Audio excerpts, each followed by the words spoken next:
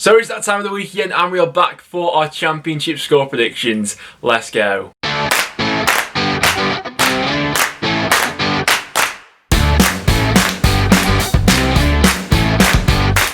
So guys, welcome back to the channel. We're back for another one, and we got a lot to talk over today actually. We had all the midweek action which we'll be discussing throughout, and of course our championship score predictions. So all this weekend's games will be in the description down below so that you guys can go ahead and make your score predictions. Before we do hop into anything though, I must give a shout out to our sponsors over at OneFootball. So as always, you can check out the new OneFootball app in the top line of the description down below. Really handy app to have, especially going into this weekend. If you want to get live updates to your phone whenever a goal goes in across the whole of the championship, OneFootball is the place to go ahead and do that. You can also read up in a little bit more detail individual stats from players at your club and the opposition that are coming to you this weekend. And before we do hop into my score predictions, I will include your guys on screen now. So fair play to everyone who did get one correct in midweek. I had a decent one. I got two of mine spot on. That was Derby against Coventry and Blackburn against Millwall. But we have to give a few big shout outs for the big score predictions this weekend. So Oliver Newton being the only person to correctly predict Cardiff 3, Huddersfield 0. And then we had Rams fan YT being the only person to correctly predict Bournemouth 2, Preston 3 and Luton 3,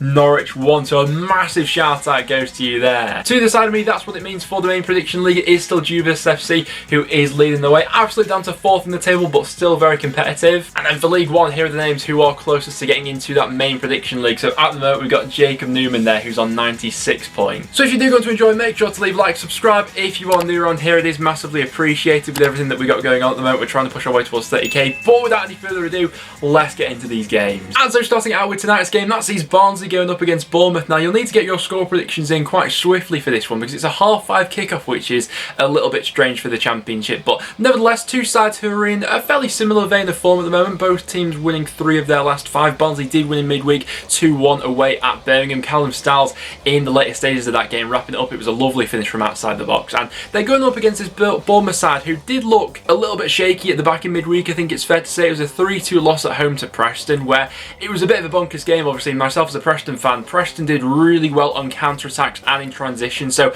Barnsley, if they employ a similar game plan, could get a little bit of joy out of that Bournemouth backline. But Bournemouth did, leave us with a couple of nervy moments late on into that match. They do have quality players who can flip a game like that. As soon as the Stanislas free kick went in for 3-1, Bournemouth looked up for it going forward. And obviously, Sam Sturridge got on the goal sheet as well. They just couldn't quite find the equaliser. But I think this is going to be a really lively game. I think that Barnsley are always up for this sort of one where they'll look to put their high press on Bournemouth, who will look to play out from the back. I do think that maybe Bournemouth will get back to winning ways though. I'm going to go for an entertaining sort of 2-1 away victory for Bournemouth there, but I think that Barnsley will put up a good fight. FIFA saying it'll be 2-0 Bournemouth. Next up then we get to the early kickoff on Saturday. That sees Reading going up against Forest. Now I'm sure that all the Reading fans will still be scratching their heads wondering how they weren't given at least one penalty in midweek against Sheffield Wednesday, because they had quite a few dodgy decisions go against them in that match. But a point nevertheless. Lucas João on the score sheet once again.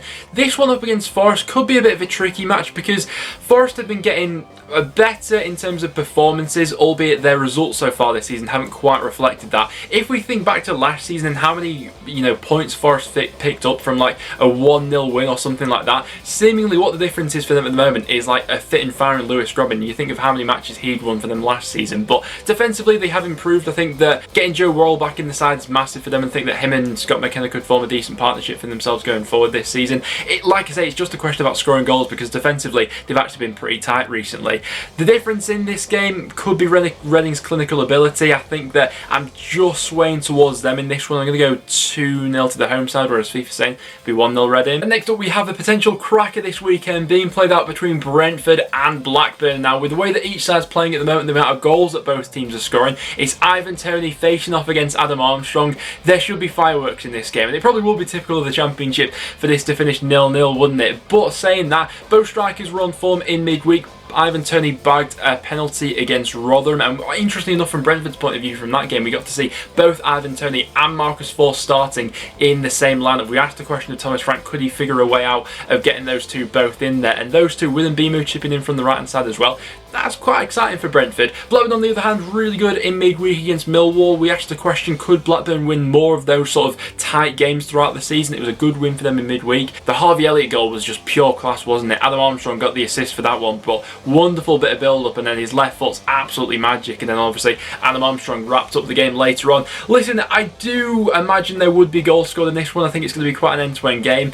I'm going to go for a lively 2-2 draw, with Thief saying it's going to be 2-1 Brentford. Next up then, we got Bristol City going up against Birmingham. Now for Bristol City, this is probably a decent time to be playing Birmingham. They're not a side who's playing with a lot of confidence at the moment. With that win in their last 7 matches now, they'll have been particularly disappointed with their game in midweek against Barnsley, considering they took the lead in that match. Scott Hogan with the opening goal, but I think that was the only shot on target that Birmingham had for that game. It's been a real problem for them hitting the back of the net so far this season, and like I say, this is a chance for Bristol City to continue and solidify their place in the top 6 now. I mean, the reason why we love the Championship is because it's just ridiculously tight. I think there's only 4 points that separates top of the Championship from 10th at the moment, so this time, you know, around this busy Christmas period can really make or break a team's season. If Bristol City continue with this consistency, you know, I think they've won 3 of their last 5 now. If they continue on that sort of general trend of form throughout December heading into January, they'll position themselves in a really nice area of the table and to really kick on for the second half of the season. For a score prediction,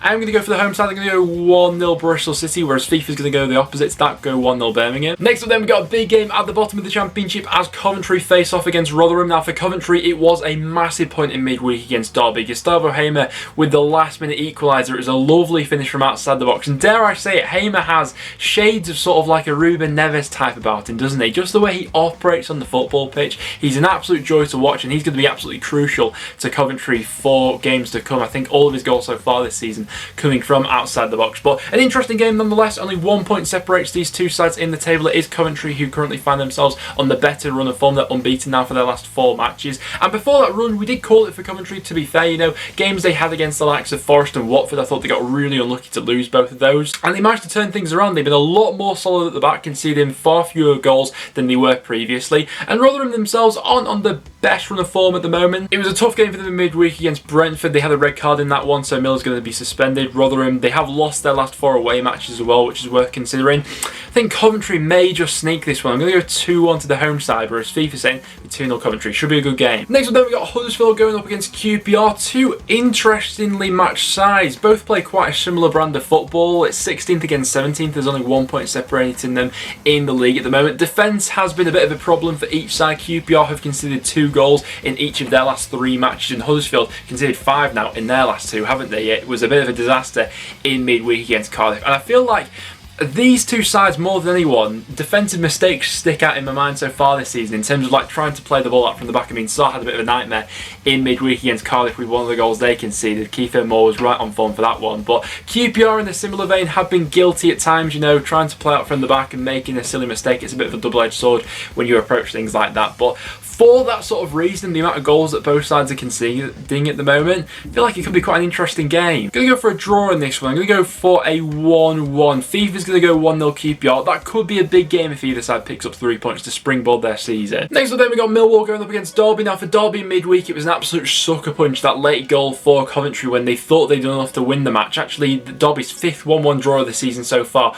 All 5 of those matches they took the lead, not scored the second goal, and the opposition's got back into it. So Derby need to learn a lesson from that. There were more positive signs, you know, Colin Kazan-Richards getting his first goal for the club, Christian Bielik back in midfield, massive for Derby in terms of controlling the tempo of play. But a lot of the stats heading into this game would have you believe that a draw's really not too far-fetched of a possibility. Millwall so far this season drawn more matches than anyone else in the Championship, 8 already. 5 of their last 6 matches have ended either 0-0 or 1-1. And at home so far this season, they've not quite been as ruthless as they were last time round. They've only won 1 match at the end this far into the year, which is quite surprising, but they've also only lost 1 game at home on the flip side of that, so 5 draws already for Millwall. I'm very interested to see in this game specifically if fans are going to have a difference coming back into the stadiums, obviously, albeit in a limited capacity, but the fans will be a lot more demanding of Millwall going for the win in this sort of match.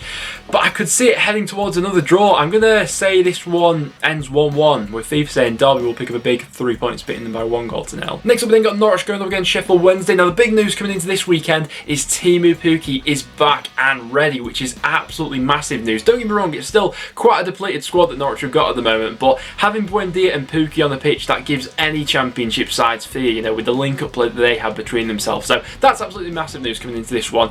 In terms of how I see the game going, I think it'll be fairly similar to the one that Norwich had against Birmingham at Carrow Road, where Birmingham very much came to be resolute defensively, didn't give a lot away. You know, they sort of came with like 2 banks of 4. I think it was even 1 bank of 5 and 1 bank of 4 actually saying that. But like Sheffield Wednesday have been under Pulis so far, they'll be dogged defensively. Going forward, we're still yet to see many sparks from them. Callum Patterson did get on the score sheet in midweek for that draw they had against Reading. And I think that Sheffield Wednesday will probably frustrate Norwich for a lot of this game with how they're going to set up for it. But if Norwich eventually manage to get a bit of a spark going forward, then it may come through this one. I'm going to go 1-0 to the home side. Fifa's going to agree with me for that one. Next up then, we got Preston going up against Wycombe. Now, as a North End fan myself, I'm hopeful that we build on that fantastic performance in midweek, beating Bournemouth by 3 goals to 2. I mean, that Scott Sinclair goal just tipped everything off. It was an absolutely whirly of a finish from about 35-40 yards out as he lobbed the goalkeeper, but we showed real quality in that game going forward, and the same's going to have to be on show for this one. I expect it to be a very different game, you know, the way that Bournemouth set up compared to Wycombe.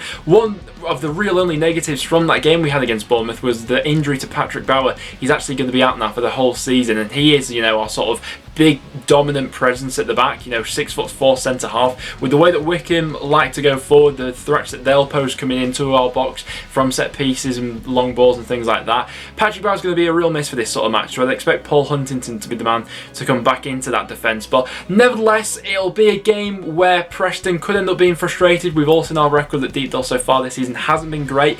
This is an opportunity to put it right. There wasn't much in Wycombe's game against Stoke in midweek. I don't think there'll be much in this game either. Just going to edge North End for a 1-0 in this game. Fifa's going to say it'll be 2-0 Preston. Next up then, we've got Stoke going up against Middlesbrough. Not all too much separates these two sides in the table at the moment, just the 1 point. Obviously, we all know it's very tight in and around the top, but both sides winning in midweek and good results as well. Stoke up against Wycombe, where it's not a, you know, a guaranteed 3 points like it seemed at the start of the season. Nick Powell with the only goal of the game in that one.